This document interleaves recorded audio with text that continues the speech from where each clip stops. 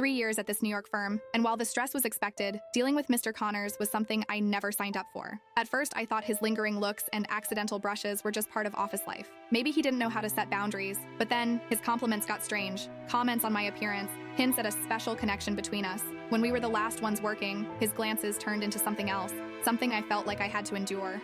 Then came last Friday evening. I had stayed late to wrap up a project. The office was empty, and I thought I'd make a quick escape. But just as I reached for my bag, there he was, leaning over my desk. "Leaving already, Emma?" he asked, blocking my path. "Why don't you stay a little longer? We could discuss your project's progress." My stomach twisted.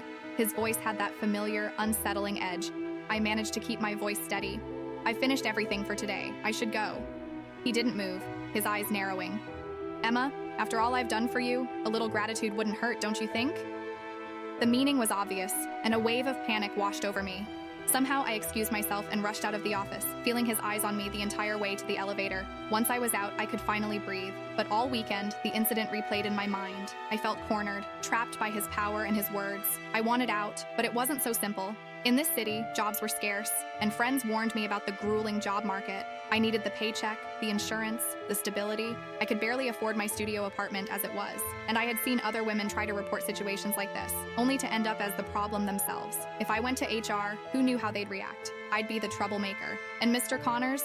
He could easily retaliate. Over the next few days, I sought advice from friends. They said I should report him, but I wasn't convinced it would help. Every time I imagined telling HR, I pictured myself being scrutinized, doubted, maybe even replaced. They could easily fire me and sweep everything under the rug. And finding a new job in this city, it seemed impossible. Most nights, I'd sit in my tiny apartment, scrolling through job listings, but it all felt like a trap. Could I really start over? And if I left, who's to say the next place wouldn't be the same?